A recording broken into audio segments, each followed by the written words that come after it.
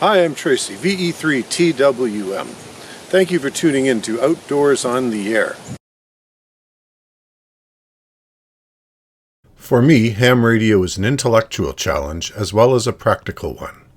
I sometimes find myself wondering what my HF portable results would be given certain unusual conditions. With that in mind, please indulge me as I present to you this video, which features an improbable and somewhat illogical situation.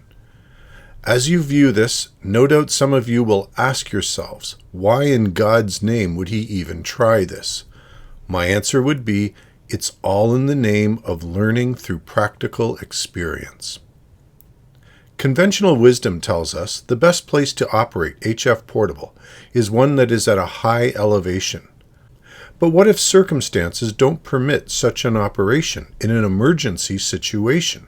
I've read many accounts of people who live in valleys who have difficulty making HF contacts from their home QTH.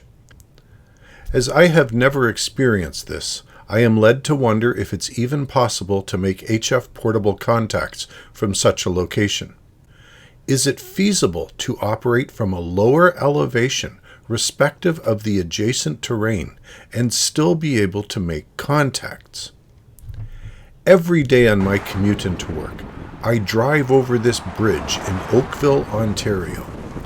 Under this bridge flows the 16-mile creek. Over countless years, the creek has dug a narrow but quite deep trench into the surrounding landscape. A topographical map reveals the valley floor to be some 100 feet below the surrounding landscape. At the bottom of this bridge lies a nice community park. There's plenty of wide open grassy space that seems perfect for a temporary HF portable station. For several years now, I've pondered operating HF portable from down there. The lack of elevation alone certainly seems like a daunting challenge.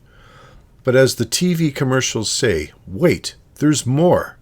Perched on the western edge of the valley, overlooking the park, is commercial AM broadcast station CJYE's 10,000-watt transmitter and antenna array.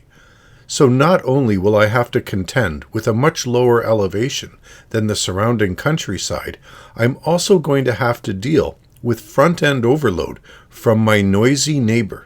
Do I have any chance at all of making a contact? Let's find out.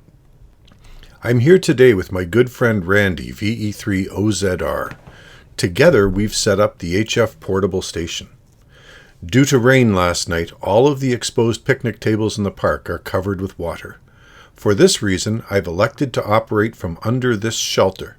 My antenna is the high-end fed ultralight Mark II packet, which is a 40 through 10 meter end-fed wire antenna produced by High End Company in Holland.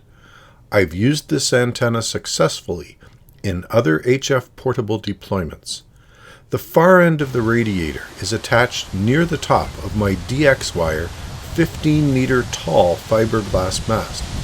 The near end is supported by a 31-foot jackite pole. I've used PVC mounts for both poles.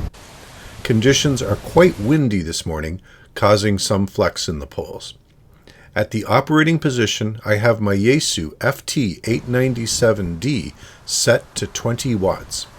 Let's fire up the rig and see if I have any luck getting out.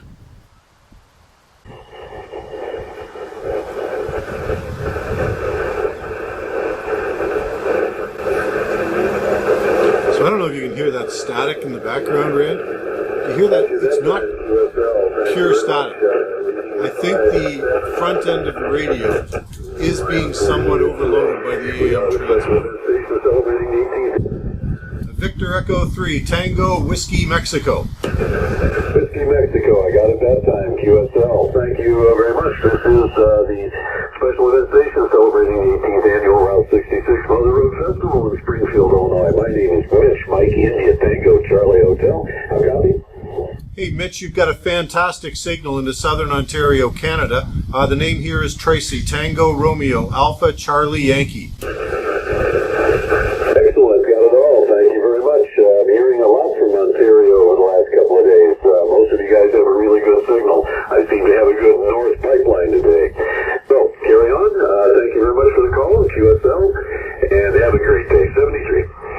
Thank you, 73. I started off on 40 meters and made a contact with a fellow in Illinois. Now I've moved up to 20 meters because there wasn't a lot of activity on 40.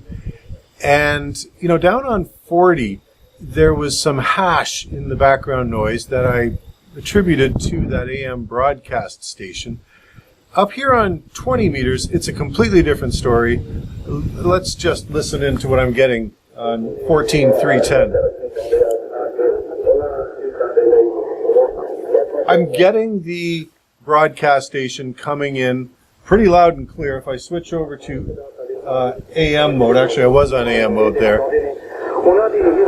I'm listening pretty much unfettered to that station, which of course is not what I want. So I am going to back off the RF gain control. Let's just give this a try.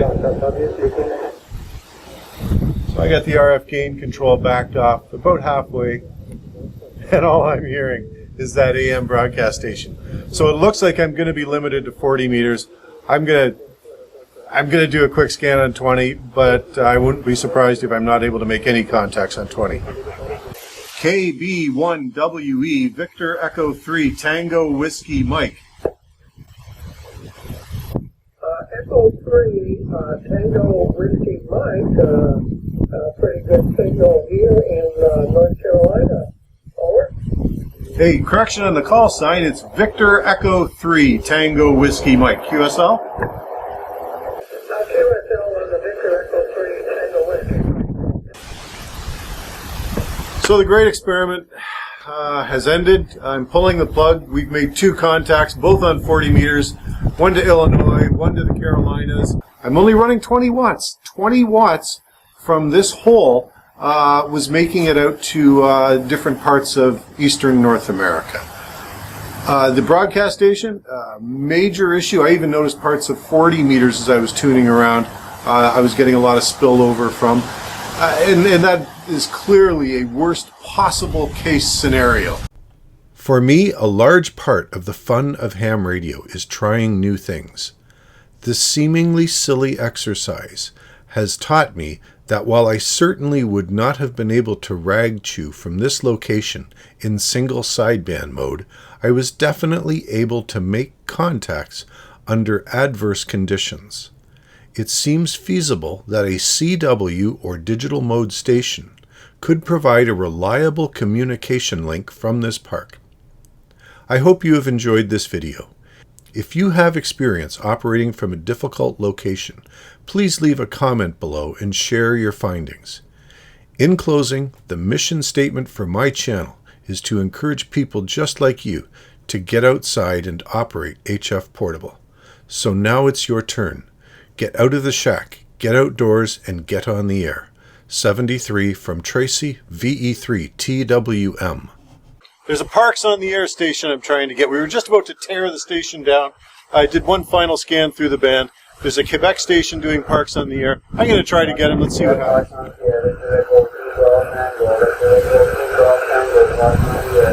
Victor Echo 2, Golf Tango. Victor Echo 3, Tango Whiskey Mike, Portable.